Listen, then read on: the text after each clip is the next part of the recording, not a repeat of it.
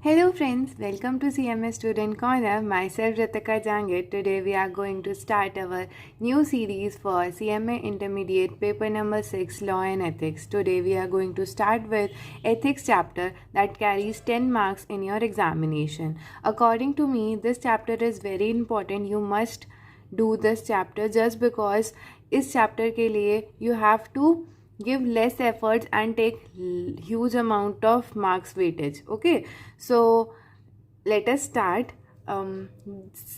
This lecture is going to be mixed in English and mixed in Hindi. Okay, so सबसे पहली बात अपन ये जानते हैं कि ethics का मतलब क्या है. Okay, ethics क्या होते हैं. नहीं, जैसे कि आप अपने डे टू डे लाइफ में भी चेक करते हैं, जब आप लोगों का कैरेक्टर जज करते हैं कि like this person is very ethical and this person is very unethical, they don't follow the rules, so मतलब अपन उनका कैरेक्टर जज करते हैं, राइट. तो एथिक्स क्या है? बस एक तरीके से कैरेक्टर जज करना है किसी का कि क्या वो इंसान सही काम कर रहा है, क्या इंसान वो गलत काम कर रहा है, क्या वो जो काम कर रहा है वो मॉरल है या फिर इमॉरल है. और इन्हीं तरीके की सारी चीज़ों को अपन इस चैप्टर के अंदर पढ़ेंगे. तो चलिए स्टार्ट करते हैं with a bookish language. Okay, first of all meaning of ethics. Meaning of ethics क्या है? Ethics refers to a set of rules that defines what is right and what is wrong. जैसे कि मैंने आपको कहा, ethics एक तरीके से सेट ऑफ रूल्स है जो डिफाइन करता है कि क्या सही है और क्या गलत है. It has been derive from the Latin word ethos. Ethics जो है वो एक लैटिन वर्ड एथॉस से डिराइव हुआ है, जिसका मतलब क्या है? कैरेक्टर. ठीक है. It is a social science which deals with the concept of right and wrong. ये एक तरीके से सोशल साइंस है जो डील करती है किस कॉन्सेप्ट के साथ में कि क्या सही है, क्या गलत है, क्या गुड है या क्या बैड बिहेवियर है, क्या मॉरल है और क्या इमॉरल है प्रिंसिपल्स के अकॉर्डिंग. ठीक है. जो एथिक्स है it is a universal in nature. वो हर जगह फॉलो होती है, all over universe. Okay. It is a set of moral principles that guides human behaviour. ये एक तरीके से सेट ऑफ प्रिंसिपल्स है जो गाइड करता है किसी एक ह्यूमन बीइंग का बिहेवियर कि कैसा है, वो अच्छा है या बुरा है. These morals are established by own social norms, culture and religion's benefits.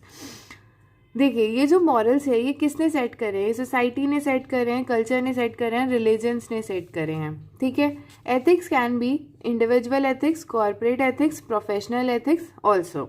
देखिए, एथिक्स अपन तीनों तरीके से देख सकते हैं. अपन किसी इंडिविजुअल का कैरेक्टर भी जज कर सकते हैं, किसी बिजनेस का कैरेक्टर भी जज कर सकते हैं, लाइक ये बिजनेस बहुत एथिकल है, इसकी गुडविल बहुत अच्छी है. या फिर अपन किसी प्रोफेशनल इंसान का भी जज कर सकते हैं. जस्ट फॉर एग्जांपल, जैसे कि आप इन सबको पता है कि सीएमए जो है अपना, उसके अंदर उसकी गाइडलाइंस होती है कि आपको ये काम नहीं करने, अगर आपने ये सब चीज़ें करी तो आप अनएथिकल है. ठीक है. चलिए, next topic is type of ethics. अपने पास में 3 टाइप की एथिक्स होती है. फर्स्ट इज मेटा एथिक्स, दूसरा second is normative ethics and third is applied ethics. देखिए, सबसे पहले आता है मेटा एथिक्स. मेटा एथिक्स जो होती है वो डील करती है मॉरल जजमेंट के बेसिस पे कि any act consider as moral और immoral by society shall be regarded as unethical. अगर सोसाइटी ने कह दिया कि ये अनएथिकल है तो उसको अनएथिकल मानते हैं, और अगर एथिकल है तो उसको अपन एथिकल मानते हैं. ये जो है वो मॉरल जजमेंट्स के बेसिस पे डिफाइन करा जाता है कि इंसान की सोच या फिर इंसान के जजमेंट्स क्या है. ठीक है. Next up is normative ethics. Normative ethics जो होती है वो कंसर्न करी जाती है with the content of moral judgement and the criteria for what is wrong and what is right. ये जो मॉरल जजमेंट्स के साथ में तो होती है, लेकिन इसके अंदर ये भी देखा जाता है कि वो सच में जो क्राइटेरियाज हैं वो सही है या गलत है. जैसे for example, as a teacher I am teaching you, okay, but I am also a government servant. For example, I am an officer of army. Okay, तो मैंने आपको बोला था कि मैं आपको पूरा का पूरा कोर्स कंप्लीट कराऊंगी, बट इफ़ इन केस मेरे को बॉर्डर से कॉल आ जाता है कि रितिका मैम आपको आना पड़ेगा just because we needed you, तो अगर एथिकल बेसिस पे देखा जाए, मैंने आप सब बच्चों से फ़ीस ली है, मुझे आपका सारा कोर्स कंप्लीट कराना पड़ेगा. अगर मैंने नहीं कराया तो आई एम अनएथिकल. अगर सिर्फ इतना ही क्राइटेरिया ले तो अपन मेटा एथिक्स के बेसिस पे कर रहे हैं. बट अगर मैं अपना रीज़न बताऊं कि मुझे आर्मी से कॉल आया है और वो ज़्यादा इंपॉर्टेंट है, तो उस केस के अंदर वो अपन नॉर्मेटिव एथिक्स को जज कर रहे हैं. Next is applied ethics. Applied ethics जो होती है वो प्रैक्टिकल लाइव्स को is called as applied ethics. जो प्रैक्टिकली होती है उसको देखते हैं। जैसे बिजनेस एथिक्स हो गए, प्रोफेशनल एथिक्स हो गए कि एनिमल्स के प्रति अपने क्या राइट्स होने चाहिए या क्या क्रिटिकल पनिशमेंट्स मिलनी चाहिए। ओके, ये सारे आ जाते हैं अपने अपने अप्लाइड एथिक्स के अंदर। Next is importance of ethics. Ethics अपन को क्यों इंपॉर्टेंस रखती है, एथिक्स से क्या मिलेगा अपन को। देखिए, सबसे बड़ी बात, एथिक्स जो है is required for the human life. Human life के लिए इंपॉर्टेंट है। अगर आप इंसान अच्छे होगे तो आपकी गुडविल अच्छी क्रिएट करेगी। अगर आपकी गुडविल अच्छी होगी तो आपका बिजनेस जो है या फिर आपको पर्सनली एक ऐसा होता है ना, आपके पर्सनल गोल्स जो है जो आप परस्यू करना चाह रहे हो वो हेल्प करेंगे आपको जल्दी अचीव करने में। ये जो एथिक्स जो होते हैं वो हेल्प करते हैं अपन को deciding our course of action. Course of action को डिसाइड करने के अंदर हेल्प करते हैं। मेंटेन करते हैं अवर स्टैंडर्ड, जो अपना स्टैंडर्ड जो होता है जिससे अपन को जज करा जाता है उसको हेल्प करता है। और इसके लिए अगर आपको पैराग्राफ फॉर्म के अंदर चाहिए तो आप स्कैनर के अंदर से आप प्रेफर कर सकते हैं। वही सब लिखा हुआ है जो मैंने इन पॉइंट्स के अंदर बताया है। और इस जो मेरे नोट्स हैं इसके अंदर मैंने बेसिकली पूरा का पूरा स्टडी मटेरियल का हर एक पॉइंट कवर करा है। तो अगर आपने ये नोट्स या फिर ये वीडियो देख ली 1 या 2 बार तो आई एम डेफिनेटली श्योर कि आपको जो आपका स्टडी मटेरियल है उसको रीड करने की नीड नहीं है। तो नेक्स्ट चलिए स्टार्ट करते हैं। Next is ethics, nature and relevance of business. Ethics का नेचर क्या है, रिलेवेंस क्या है और बिजनेस क्या है। इसके अंदर अपन यही सेम पॉइंट्स पढ़ेंगे जो अपन ने ये वाले पढ़े थे। क्या पढ़े थे? Ethics refers to a set of rules that defines what is right and what is wrong. It has been derived from Latin word ethos which means character. It is a social science which deals with the concept of right and wrong, good and bad behavior, moral and immoral principles. It is a universal in nature. It is a set of moral principles that guides human behavior. These morals are established by own societies, norms, culture, religion. Ethics can be individual ethics, corporate ethics and professional ethics. यही सारी चीज़ अपन nature या फिर relevance of business के अंदर लिखेंगे। Next अब बहुत important topic आता है अपने सामने, that is 7 principle of public life. देखिए, ये जो टॉपिक है ये बहुत इंपॉर्टेंट है। आए तो सजेस्ट कि आप इसको अच्छे से पढ़ के जाइएगा, जस्ट बिकॉज बहुत सारे मेजॉरिटी ऑफ टाइम इससे क्वेश्चंस क्रिएट हो जाते हैं। अगर आप लास्ट 5 ईयर्स के पेपर भी देखोगे तो भी है उनके अंदर, और अगर उनके अंदर नहीं है तो ये वो क्वेश्चंस हैं जो कि बहुत बार फ्रीक्वेंटली आस्क करे जा रहे हैं। ओके, तो 7 प्रिंसिपल ऑफ पब्लिक लाइफ जो है वो अपन को दिए गए थे, लॉर्ड लोनान ने दिए थे अपन को इन 1995 एंड लेटर ऑन अमेंड करे गए थे इनको 2015 के अंदर। ठीक है, लॉर्ड लोनान इन 1995 लेटर अमेंडेड करा गया था इनको 2015 के अंदर। ठीक है, 7 प्रिंसिपल ऑफ पब्लिक लाइफ क्या है, अपने को एक एक्रोनेम है दैट इज होलीज आओ, HOLIS, होलीज आओ, AO। ठीक है, तो H से हो गया अपने पास में ऑनेस्टी। जो पर्सन काम कर रहा है, जो इंडिविजुअल है, वो हमेशा सच बोलना चाहिए, वो ऑनेस्ट होना चाहिए। ठीक है, O से आ गया ओपननेस। अगर आप कोई भी पब्लिक पोस्ट पे या एज अ गवर्नमेंट सर्वेंट आप काम कर रहे हो तो आपको अपने जो जिनके लिए आप डिसीजन ले रहे हो उनके साथ में आपको ट्रांसपेरेंसी रखनी पड़ेगी। आपने जो डिसीजन लिया है वो सोच समझ के लेना चाहिए। ठीक है, नेक्स्ट अप इज़ लीडरशिप। अगर आप किसी पब्लिक पोस्ट पे हो तो आपको लीडरशिप स्पिरिट आपके अंदर होनी चाहिए कि आप दूसरों को गाइड कर सको और एक सही पाथ के ऊपर ले जा सको। Integrity is one should be sincere and straight forward and maintain integrity. Integrity का क्या मतलब होता है कि सिंसियर होना चाहिए, स्ट्रेट फॉरवर्ड होना चाहिए और अपने काम के प्रति लगन होनी चाहिए।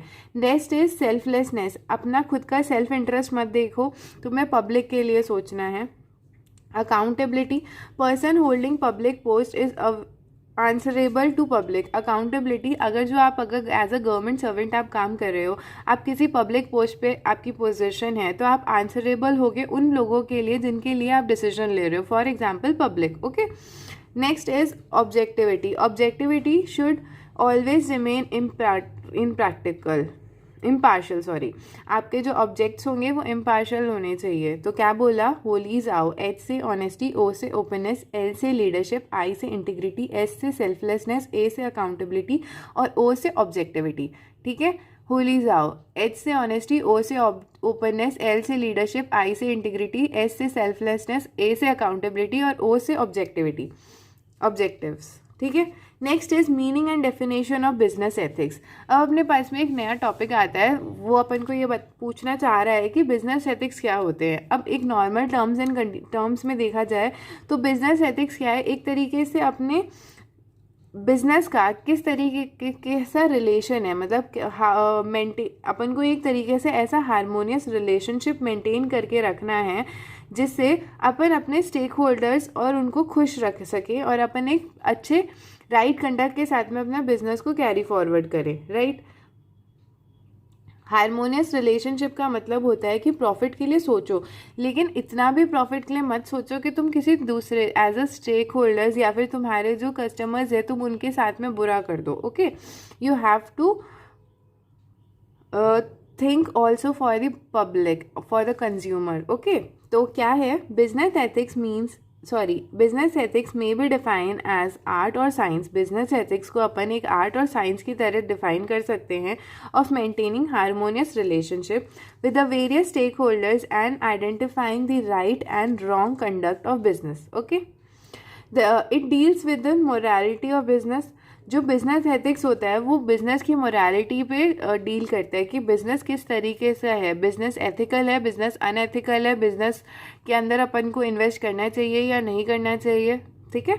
Next is it means business activities should be conducted by following ethics. इसका कहने का मतलब है कि बिजनेस एक्टिविटीज़ जो आप कंडक्ट कर रहे हो किसी बिजनेस के अंदर उसको आपको फॉलो करते हुए रखनी चाहिए अपनी एथिक्स वाली प्रिंसिपल्स को। Next is features of business ethics. Business ethics के फीचर्स क्या है, सबसे पहले आता है it establish the code of conduct, कि एम्प्लॉय क्या कर सकता है और क्या नहीं कर सकता। आप वो जो सेट ऑफ रूल्स है, एक कोड ऑफ कंडक्ट जो आपको मेंटेन करके रखना चाहिए, जिससे जो आपके एम्प्लॉयज़ हैं उनको एक हेल्प मिल पाएगी कि उनको पता चल पाएगा कि अपन को क्या क्या करना है इस ऑर्गेनाइजेशन या इस बिजनेस के अंदर, क्या क्या करने का अलाउड नहीं है। ठीक है। Provide protection to the social group, जो आपकी प्रोटेक्शन करो अपनी सोसाइटी को कि आपकी सोसाइटी को कोई हार्म ना पहुंचे। प्रोवाइड बेसिक फ्रेमवर्क, एक अच्छा तरीके का फ्रेमवर्क प्रोवाइड करो। Need for willingness acceptance, willingly acceptance, अपनी विलिंगली एक्सेप्टेंस रखो। नॉट अगेन प्रॉफिट मेकिंग, आप मतलब नॉट अगेन प्रॉफिट मेकिंग, इसका कहने का मतलब अगेंस्ट आएगा यहाँ पे, नॉट अगेंस्ट प्रॉफिट मेकिंग। मतलब ये ऐसे कहना चाह रहा है कि बिजनेस एथिक्स आपको ये नहीं कह रहा है कि आप अपना प्रॉफिट कम कमाओ, बिजनेस एथिक्स यही कह रहा है कि आप प्रॉफिट कमाओ बट एज अ मॉरल एक मॉरल्स और सेट ऑफ प्रिंसिपल्स जो आपके एथिक्स को है उनको मद्देनज़र रखते हुए आपको अपना बिजनेस रन करना है। 3 principles of business ethics. Business ethics जो है उसके 3 प्रिंसिपल है। सबसे पहला प्रिंसिपल आता है avoid exploitation of customer, don't do unfair practice, जैसे कि सेलिंग डिफेक्टिव गुड्स बेच दिए आपने या फिर मिसलीडिंग एडवर्टाइजमेंट कर दिए, तो आप ये मत करिए। ठीक है। आपने प्राइस कुछ थी लेकिन आपने ज़्यादा ओवर प्राइसिंग कर दी, अनफेयर प्राइसिंग नहीं रखनी, एक्सप्लॉइट मत करो, कस्टमर्स का ध्यान रखो। अवॉइड अनफेयर ट्रेड प्रैक्टिस, जो आप बिजनेस कर रहे हो उसके अंदर अनफेयर ट्रेड प्रैक्टिस को अवॉइड करो। फेयर ट्रीटमेंट ऑफ एम्प्लॉयज़, जो आपके एम्प्लॉयज़ हैं उनको फेयर ट्रीटमेंट दो। आप ऐसे मत करो कि फीमेल एम्प्लॉय को आप लेस एडवांटेज दोगे या मेल एम्प्लॉय को आप लेस एडवांटेज दोगे। They both should have to treat in equal sense and equal behaviour according to their work performance. Okay. Next up is importance of business ethics. Business ethics अपने लिए क्यों ज़रूरी है। अभी अपन ने ये पढ़ लिया बिजनेस एथिक्स क्या है, बिजनेस एथिक्स के मतलब एक second,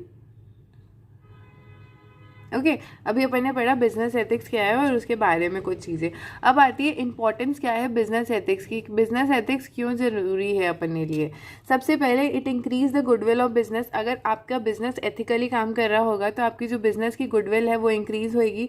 create a public image, business जो है एक पब्लिक इमेज अच्छी क्रिएट करके रखेगा आपकी पब्लिक में। हेल्प्स टू फेस कॉम्पिटिशन, जो आपके साथ में और कॉम्पिटिटर है, फॉर एग्जाम्पल ये पेन है, ठीक है, अब ये जो पेन है इसके अलावा और भी पेन्स है, जैसे फॉर एग्जांपल ये पेन हो गया या फिर कोई एक्स्ट्रा ऑर्डिनरी ये पेन हो गया, ठीक है। अपने पास में कंपटीशन कितना सारा है इन पेन्स के अंदर, बट अपन कौन सा खरीदेंगे? अपन वो पेन खरीदेंगे जो जिसकी गुडविल अच्छी होगी, जिसकी रिफिल ख़राब नहीं होती होगी, जो इंक नहीं छोड़ती होगी। तो इन सब बेसिस के ऊपर जो आपको कंपटीशन फाइट करने में हेल्प करता है, तो वो हो गया। जैसे फॉर एग्जांपल सबसे बेस्ट एग्जांपल आप ले सकते हो कॉपी का। अंदर कॉपी अपन जैसे क्लासमेट की कॉपीज़ के पेपर बहुत अच्छे आते हैं, नो डाउट, बट जो क्लासमेट है वो अपना 1 रुपीज़ और सम पर्टिकुलर अमाउंट अपना उन बच्चों को डोनेट करता है जो पढ़ नहीं पाते, या फिर उनको हेल्प करता है पढ़ाई के लिए। और उसी जगह श्री है, उसका कोई और मोटो है। बट अपन लोग क्या होते हैं, अपन ऐसा होता है कि अगर अपनी क्लासमेट की कॉपी अगर 2-5 रुपीज़ या 10-20 रुपीज़ अगर ज़्यादा महंगी भी आ रही है, तो अपन ऐसे सोचते हैं कि कोई बात नहीं, अपनी वजह से क्या पता कोई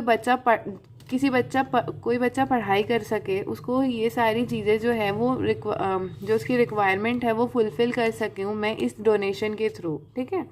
तो अपन क्लासमेट की कॉफ़ी ज़्यादा प्रेफर करते हैं। तो इसी तरीके से हेल्प करता है अपन को फेस करने को कॉम्पिटिशन्स को, अवॉइड करता है लीगल इशू।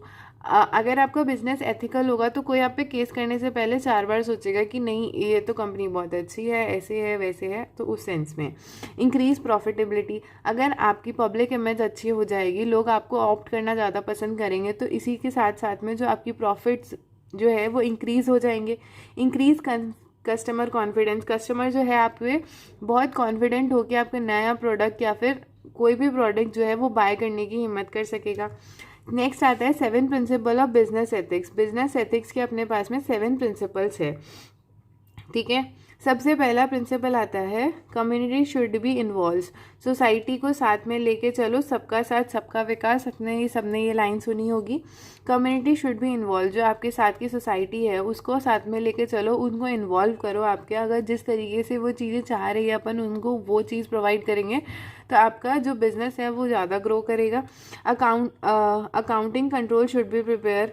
जो आपके अकाउंटिंग कंट्रोल है वो एक अच्छी तरीके से प्रिपेयर होने चाहिए। बी रिस्पेक्टफुल, आपको आपके कस्टमर के साथ में रिस्पेक्टफुली काम करना चाहिए, उनको ट्रीट देम नाइसली, ठीक है। ऑब्लिगेशन शुड बी मेट, जो आपका काम या फिर जो आपकी रिस्पॉन्सिबिलिटी है टूवर्ड्स कंज्यूमर, आपको उसको फुलफिल करना है। डॉक्यूमेंट शुड बी प्रिपेयर, जो आपके डॉक्यूमेंट्स है वो एकदम क्लियर डॉक्यूमेंट्स प्रिपेयर करने हैं आपको। ओपन माइंडनेस, जो आपको बिल्कुल शांत दिमाग और खुला दिमाग होके, खुले विचार खुले दिमाग की लाइन सुनी होगी ना, बस वही, खुले विचारों के साथ में आपको अपना काम करना है। बी ट्रूथफुल, झूठ मत बोलो आपके कंज्यूमर के साथ में, कस्टमर के साथ में, ठीक है। नेक्स्ट आता है एरियाज इन बिजनेस एथिक्स। कौन कौन से एरियाज हैं जहाँ पे बिजनेस एथिक्स ज़्यादातर यूज़ आता है? बिजनेस एरियाज क्या क्या है बिजनेस एथिक्स के? ओके, सबसे पहला आता है corporate social responsibility towards should be done, मतलब CSR अपन को करना चाहिए। नेक्स्ट आता है अपने पास में maintain good relation and fiduciary responsibility towards stakeholders. जो अपनी फेड्यूशरी रिस्पॉन्सिबिलिटी है स्टेक होल्डर्स के प्रति वो अपन को निभानी चाहिए। फेड्यूशरी का मतलब होता है ऑनेस्ट, कि अपन को ऑनेस्ट रहना है अपने स्टेक होल्डर्स के थ्रू। मेंटेन करो एक गुड इंडस्ट्रियल, जो इंडस्ट्री सर्विलेंस होती है, आप इस वर्ड की जगह एक सर्विलेंस वर्ड ऐड कर सकते हैं। Maintain a good industrial surveillance. Surveillance का क्या मतलब होता है कि आप कवर कर रहे हो द केयरफुल, एक second, the careful watching of somebody, कि आप किसी, wait a minute, carefully watching of some who may have done something wrong। देखिए सर्विलेंस का क्या मतलब होता है कि अपन उस इंसान का ध्यान रख रहे हैं जिसने कुछ गलत करा। फॉर एग्जांपल कोई IP थ्रेट हुआ है तो अपन उसका ध्यान रखते हुए चल रहे हैं, तो वहाँ पे एथिक्स काम आते हैं। अब इसके अंदर मैंने आपको एक स्टेक होल्डर्स वर्ड बताया था। स्टेक होल्डर्स का क्या मतलब होता है? स्टेक होल्डर्स वो होते हैं, means all those person who get affected by one ethical decision of business. कोई भी बिजनेस के एक डिसीजन से आपके जो वो पर्सन जो इफेक्ट कर सकते हैं उनको अपन स्टेक होल्डर्स कहते हैं, ठीक है। स्टेक होल्डर्स जो होते हैं या फिर इन्वेस्टर्स, कंज्यूमर, सप्लायर्स, ये एम्प्लॉयज़, गवर्नमेंट, ये सारे लोग होते हैं। Next is 3 issues that business ethics deal with. Business ethics कौन से 3 इश्यूज़ के साथ में डील करता है, ये आपके MCQ के अंदर बन सकता है, तो आप इसको एक बार ध्यान रखिएगा। सबसे पहले आता है फेयरनेस की, रिमूव इम्पार्शियल जो होते हैं आप वो मत हो, जस्टिस फेयरनेस, जस्टिस, ऑनेस्टी, ठीक है। Next is advantages of business ethics, same importance as business ethics. जो अपन ने यहाँ पे इंपॉर्टेंस पढ़ी है वही सेम अपने एडवांटेजेस है बिजनेस एथिक्स की। तो मैं आपको एक बार ऐसे ही बता देती हूँ कि गुडविल क्रिएट होती है, पब्लिक इमेज अच्छी क्रिएट होती है, हेल्प करता है फेस कंपटीशन को, लीगल इश्यूज नहीं हो पाते हैं, इंक्रीज करता है अपने प्रॉफिटेबिलिटी स्टैंडर्ड्स को, और इंक्रीज करता है कस्टमर का कॉन्फिडेंस टूवर्ड्स योर बिजनेस, ठीक है। नेक्स्ट आते हैं एरियाज ऑफ बिजनेस एथिक्स की, कौन कौन से एरियाज के अंदर बिजनेस एथिक्स यूज होता है। सबसे पहले आता है ethics in human resource management. Human resource मतलब HRM के अंदर इसका क्या है, जैसे टूवर्ड्स एम्प्लॉय होता है कि अपन उनको प्रॉपर वेजेस प्रोवाइड करें, एक अच्छी वर्किंग कंडीशन प्रोवाइड करें, अगर अपन उनसे ओवर टाइम कराए तो अपन उनको ओवर टाइम वेजेस प्रोवाइड करें, और भी बाकी फैसिलिटीज़ प्रोवाइड करें जिससे जिनकी उनको रिक्वायरमेंट है। Next is ethics in marketing and sales. Ethics जो होता है मार्केटिंग एंड सेल्स में भी काम आता है, किस सेंस में कि आप ऑनेस्ट जो एडवर्टाइजमेंट कर रहे हो वो ऑनेस्ट करो, उसके अंदर कोई मिसलीड मत करो अपने कंज्यूमर्स को। एथिक्स इन प्रोडक्शन के अंदर एथिक्स कैसे देखेंगे कि आप जो प्रोडक्शन कर रहे हो उसके अंदर अगर फॉर एग्जांपल गलती से कुछ डिफेक्टिव प्रोडक्ट्स बन गए हैं तो आप ऐसे नहीं कि आप उन डिफेक्टिव प्रोडक्ट्स को ही सेल कर दीजिए, आप उन डिफेक्टिव प्रोडक्ट्स को हटाइए और बिल्कुल जो फ्रेश और अच्छे प्रोडक्ट्स हैं आप उन्हीं को सेल करिए, डिफेक्टिव प्रोडक्ट्स को सेल नहीं करिए। नेक्स्ट आता है ethics intellectual property right, IPR जो होता है, do not use someone's patent या कॉपीराइट जो है उसको यूज़ मत करो। आप उनके जैसे किसी की बुक जो है आप उसका कंटेंट यूज़ मत करिए without their knowledge, okay. Next आता है अपने पास में need of business ethics. Business ethics अपन को क्यों ज़रूरी है, देखिए यहाँ से पढ़ते हैं अपन। बिजनेस एथिक्स की नीड क्यों है, बिजनेस एथिक्स इसलिए ज़रूरी है जिससे बिजनेस माल प्रैक्टिसिंग ख़त्म हो सके, इम्प्रूव कर सके, जो कस्टमर है उसका कॉन्फिडेंस जो है वो इम्प्रूव कर सके, सेफ गार्ड कर सके कस्टमर्स के जो राइट्स हैं उनको अपन, for the survival of business की लॉन्ग टर्म सर्वाइवल के लिए अपन को बिजनेस एथिक्स की रिक्वायरमेंट होती है। To protect employee and shareholders, employees as well as अपने शेयर होल्डर्स को अपन प्रोटेक्ट कर सकें। To develop a good relation, अपन एक अच्छा गुड रिलेशनशिप डेवलप कर सकें, जैसे कि अपन ने पढ़ा है कि create a harmonious relationship with the stakeholders, ठीक है। एक स्मूथ फंक्शनिंग के काम आए, जो डे टू डे ऑपरेशन हो रहे हैं वो एकदम स्मूथली प्रिपेयर हो पाए with the help of business ethics. Healthy competition create करता है, there will be healthy and fair competition in the market, okay. Next step is, जैसे कि मैं आपको हमेशा हर वीडियो के अंदर कहती हूँ, जब भी कोई एडवांटेज और डिसएडवांटेज का टॉपिक आता है कि अगर कोई इंसान के अंदर कुछ अच्छाइयाँ हैं तो कुछ बुराइयाँ भी होता है, सेम एज अगर कोई टॉपिक है तो उसके अगर एडवांटेज है तो उसके डिसएडवांटेज भी है।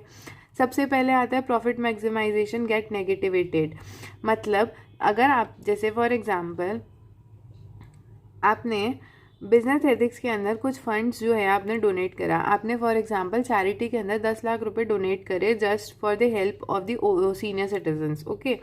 अब आपने वहाँ पे पैसा लगाया, अब वहाँ नहीं, नो डाउट आपका उससे प्रमोशन हुआ, एडवर्टाइजमेंट हुआ, बट आपकी एडिशनल कॉस्ट भी तो लगी है। देयर शुड, उसके लिए अपन को इतनी रिक्वायरमेंट नहीं थी, मैं डायरेक्टली प्रमोशन और एडवर्टाइजमेंट कॉस्ट लगा के उसको कर सकती थी, बट मैंने अपने एथिकल स्टैंडर्ड्स को, अपने बिजनेस के स्टैंडर्ड्स को या फिर कैरेक्टर्स को इंक्रीज़ करने के लिए मैंने एक एडिशनल कॉस्ट लगाई है। फॉर एग्जांपल अगर अभी कोरोना आया था, फॉर एग्जांपल मैंने 5 लाख रुपीज़ का कोरोना फंड डोनेट करा फॉर एग्जांपल, तो जो लोग नहीं कर पा रहे थे अपना कोरोना टेस्ट, या जो लोग एलिजिबल नहीं थे उन मेडिसिन को गेट करने के लिए, तो अपन ने उनको हेल्प करी है। तो उससे क्या हुआ, मेरे बिजनेस जो है उसका एथिकल और एक मतलब एक विश्वास क्रिएट हुआ, मेरे बिजनेस की एक अच्छी पब्लिक इमेज क्रिएट हो पाई, तो इस वजह से। बट साथ ही साथ जो मेरे 5 लाख रुपीज़ का एक्सपेंस एडिशनल लगा है तो वो तो एडिशनल है ही ना, तो उससे जो मेरा प्रॉफिट है वो तो मैक्सिमाइज हुआ ही है। तो इस सेंस में मैक्सिमाइज नहीं, मिनिमाइज हुआ है, okay. Next is it result in extra expenditure, जैसे कि मैंने बताया कि मैं नहीं भी करती तो भी कुछ नहीं होता, अगर कर दिया तो वो एक एक्स्ट्रा एक्सपेंडिचर क्रिएट हुआ है. Diversity in achievement with the result of under performance. देखिए, अगर आप है ना 5 लाख रुपीज़ मैंने वहाँ लगाए तो 5 लाख रुपीज़ से मेरा प्रॉफिट कम हुआ, तो जो मेरे स्टेक होल्डर्स होंगे वो ये बोलेंगे कि why you donated your money that particular amount to the corona fund, there is not that much requirement for that. उसकी वजह से हम लोग हमारा प्रॉफिट क्यों सफ़र कर सके. जैसे अपन ने अभी पढ़ा था ना, सबका साथ सबका विकास, सबको साथ में लेके चलिए. बट ये सिर्फ एक लाइन है, बहुत मुश्किल हो जाता है जब अपन को ये समझाना. फॉर एग्जांपल, अगर आपके मेरे पास 100 रुपीज़ है और अगर मैंने उनको डोनेट कर दिए, बट आपको उनकी रिक्वायरमेंट है या फिर आपको वो 100 रुपीज़ चाहिए, तो फिर वो आपके लिए तो आपके लिए तो गलत हो जाएगा ना कि वाई आपने मैम क्यों मेरे 100 रुपीज़ दे दिए, उस सेंस में. ठीक है. नेक्स्ट आता है ethics issues ethical dilemma. Ethical issues and ethical dilemma. ठीक है. इसके अंदर अपन वो देख सकते हैं कि जैसे मैंने अभी आपको बताया कि 5 लाख रुपीज़ जो है मैंने एज अ डोनेशन प्रोवाइड करे थे. नहीं सॉरी, इसके अंदर आप नेक्स्ट एग्जांपल लेते हैं अपन. इसका ये मतलब है कि अपन ये जज नहीं कर पाते कि अपना जो बिजनेस एथिक्स जो अपन कर रहे हैं वो सही है या गलत है. फॉर एग्जांपल 100 करोड़ रुपीज़ लगा के अपन एक इंसान के लिए एक मेडिसिन प्रोवाइड कर सकते हैं, लेकिन वो 1 मिलियन पीपल के अंदर सिर्फ एक जने को होती है. तो अपन इतने लेस क्वांटिटी ऑफ पीपल के लिए अगर अपन इतना ह्यूज अमाउंट ऑफ इन्वेस्टमेंट करके अपन एक मेडिसिन फॉर्म कर रहे हैं, तो अगर कुछ बच्चे हैं वो ये कहेंगे कि नहीं मैम, अपन को चाहे कितने ही पैसे लग जाए एक ह्यूमन की लाइफ को बचाने के लिए, अपन को उसको बचाना चाहिए, दैट इज़ एथिकल. बट उसी जगह सेम बेसिस पे अगर देखें कि इमेजिन करो आप उस कंपनी के शेयर होल्डर्स हो या फिर आपका उस कंपनी के अंदर इंटरेस्ट है, सब्सटेंशियल इंटरेस्ट है, तो आप ये नहीं चाहोगे कि वो कंपनी इतना ह्यूज अमाउंट अपना लेट गो करे just for some particular peoples. Okay. तो ये जो है एक तरीके का डिलेमा है कि अपन ये नहीं पता कर पाते कि क्या सही है क्या नहीं, क्या गलत है.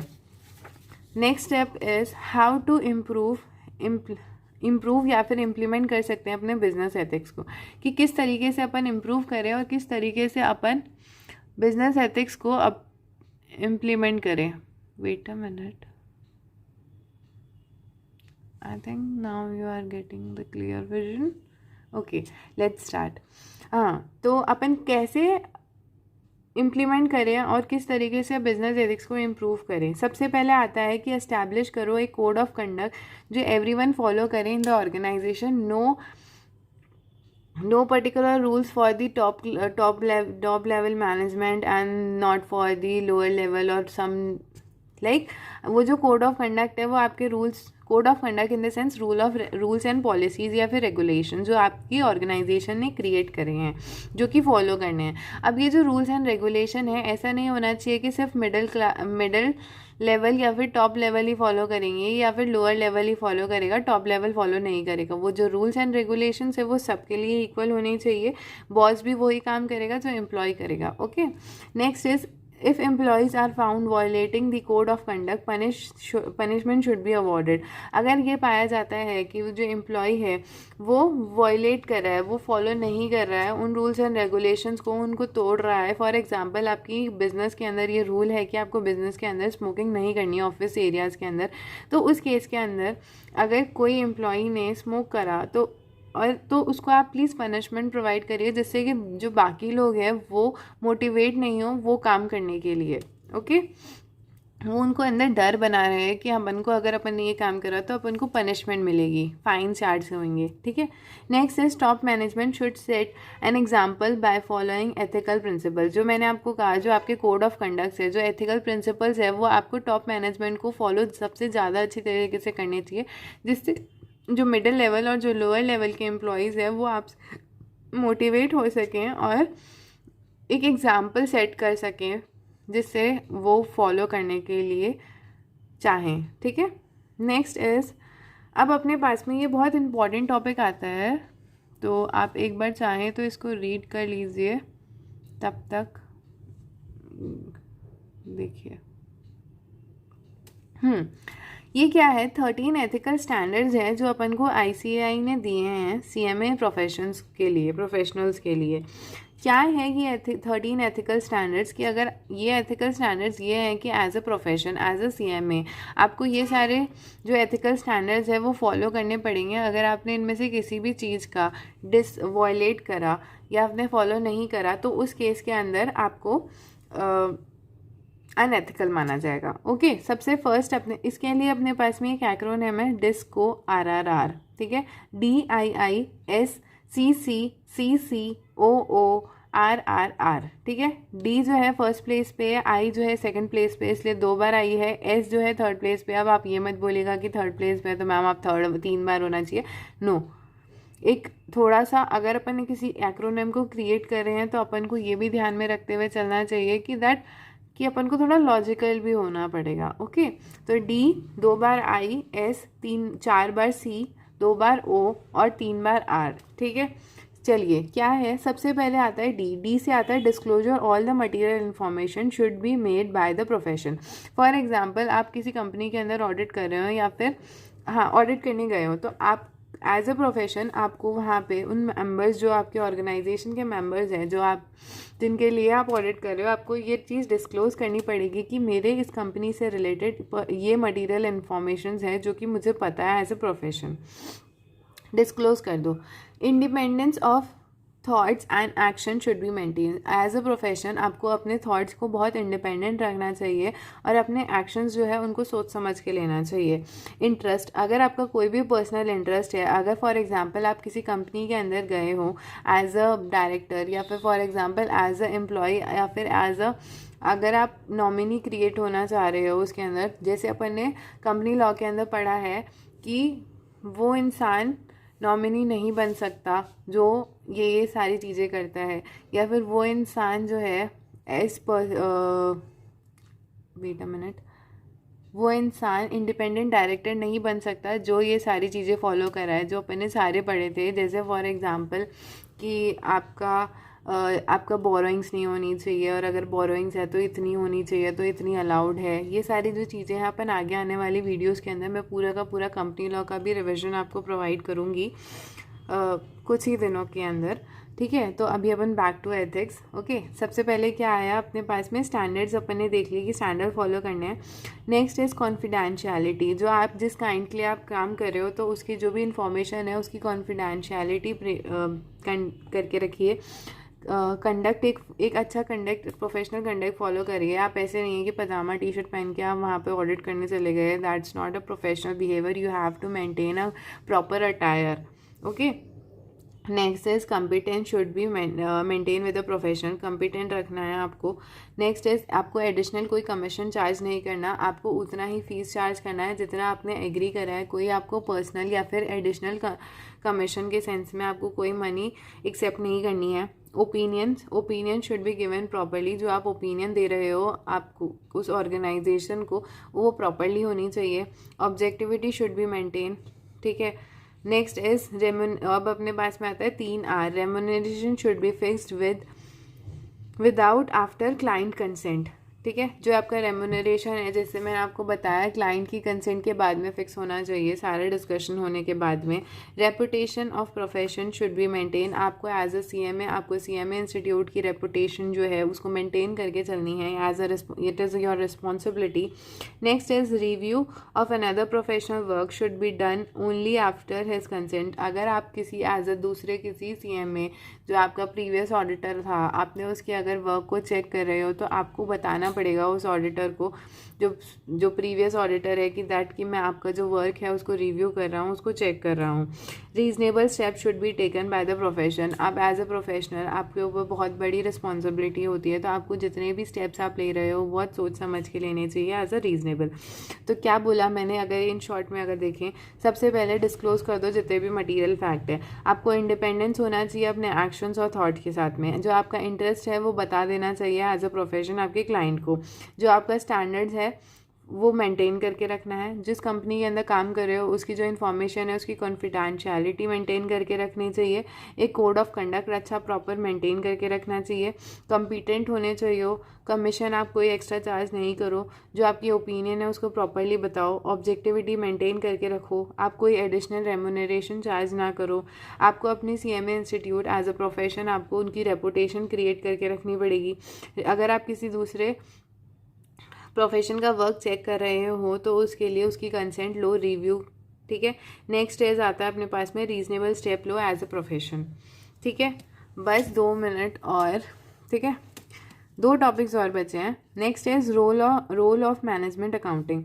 Role of management accounting as a management accounting, जैसे कॉस्ट एंड मैनेजमेंट अकाउंटेंट आता है तो आपके अंदर भी मैनेजमेंट अकाउंटिंग वर्ड आता है। तो इस मैनेजमेंट अकाउंटिंग का मीनिंग क्या है, रोल क्या है आपके इसके लिए, तो अपन ये देखते हैं। अब इसके लिए सबसे पहला आपका काम होता है problem solving, score keeping and attention directing. Problem solving का क्या मतलब होता है, management accountant have to identify and solve the problem in fast and transparent manner. आपको अगर जो बिजनेस कर रहे हैं उसके अंदर आपको कोई भी प्रॉब्लम दिख रही है तो आपको उसको जल्द से जल्द सॉल्व करना है और ट्रांसपेरेंटली मैनर में सॉल्व करना है कि वापस से पता नहीं चल पाए, एकदम पूरी सटीक साफ हो जाए। नेक्स्ट है स्कोर कीपिंग। आपको ये ट्रैक करना है जो आपने स्टैंडर्ड सेट करे थे अपनी परफॉर्मेंस का, वो एक्चुअली आपको मिल रहे हैं या नहीं मिल रहे हैं। इफ़ इन केस अगर जो आपका एक्चुअल और स्टैंडर्ड के अंदर वेरिएंस आ रहा है या डिफरेंस आ रहा है तो आपको अटेंशन डायरेक्टिंग करनी है। अटेंशन डायरेक्टिंग क्या है, अगर कोई भी वेरिएंस आ रहा है तो आपको रीजनेबल स्टेप्स लेने हैं जिससे आपकी वो जो मिस्टेक्स है, जो वेरिएंसेस अराइज हो रहे हैं वो सॉल्व हो सकें। Now the last topic of this chapter, that is value chain and supply chain. Value chain and supply chain आपको वर्ड से ही समझ में आ रहा है। देखिए वैल्यू चेन जो है वो founded by the Michael Porter ने इसको बनाया था to give a strategic framework analysis to the competitive advantage, जो आपको एक कॉम्पिटिटिव एडवांटेज प्रोवाइड कर सके।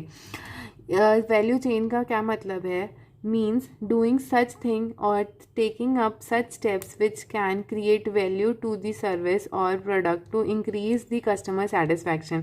कि आप ऐसा क्या क्या करो, ऐसे ऐसे कुछ स्टेप्स लो जो आपके हेल्प कर सके आपकी वैल्यू को क्रिएट करने के अंदर और अपना कस्टमर सेटिस्फैक्शन को इंक्रीज़ कर सके। तो वो कौन कौन से पॉइंट है, सबसे पहले आता है कस्टमर फोकस। अपने कस्टमर पे पूरा फोकस करो।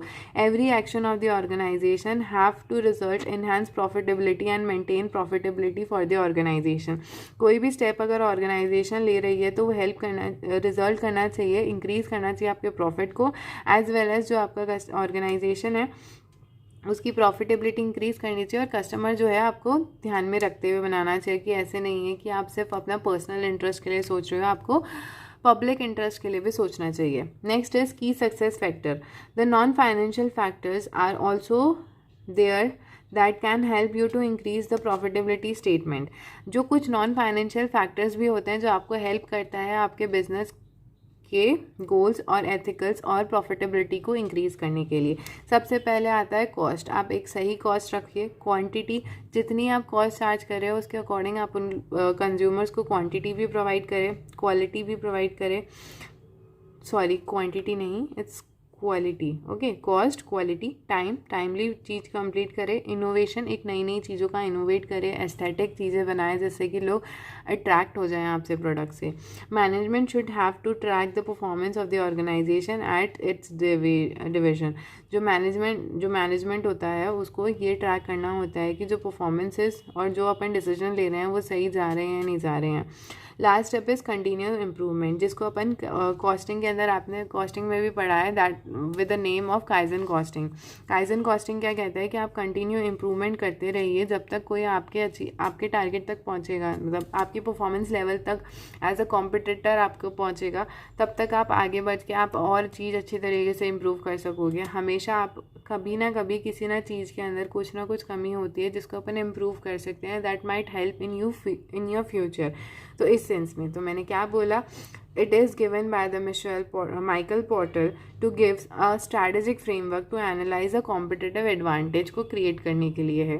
तो इसी के साथ में अपना जो ये पूरा कंप्लीट चैप्टर है ऑफ CMA इंटरमीडिएट एथिक्स जो कि कैरी कर रहा है 10 मार्क्स, वो कंप्लीट होता है मेरी तरफ से। आई रिक्वेस्ट यू कि आप इस वीडियो को 1 या 2 बार देखिए। आई गारंटी यू कि इसके बाहर से कोई क्वेश्चन नहीं आएगा। इसके अलावा अगर आपको और प्रैक्टिस करनी है तो आप जो लास्ट 5 ईयर्स के सैम्पल सजेस्टेड आंसर्स है, क्वेश्चन पेपर्स है, आप प्लीज़ उनको रेफ़र करिए, जिससे कि आप बहुत एक अच्छा स्कोर क्रिएट कर पाएंगे। और आए तो से कि आप इस चैप्टर के अंदर हर एक जो भी हर एक कॉन्सेप्ट या हर एक टॉपिक है उसको एकदम घोट के पी जाइए। देखिए, अगर आपका 100 मार्क्स का पेपर है और उसमें से अगर आपको 10 मार्क्स फिक्स हो जाएं तो that amount is huge amount. आप उस इंसान से पूछे जो 1 नंबर से रह गया, उसको पता है कि इस 1 मार्क्स की और इस 10 मार्क्स की क्या अहमियत है। तो आई तो सजेस्ट यू कि प्लीज़ आप इसको अच्छे से पढ़िए। आप इस चैप्टर को प्लीज़ मत छोड़ के जाइएगा। बहुत बच्चे होते हैं जो ये सोचते हैं कि एथिक्स या अपने मन से लिख देंगे। मन से लिखने के लिए भी आपको कुछ वर्ड्स की रिक्वायरमेंट होती है, तो प्लीज़ आप इसको अच्छे से पढ़िए। ओके, तो that's it from my side. Now it's all on you कि आप किस तरीके से प्रिपेयर करते हैं। If you like my video please like, share and subscribe. Thank you.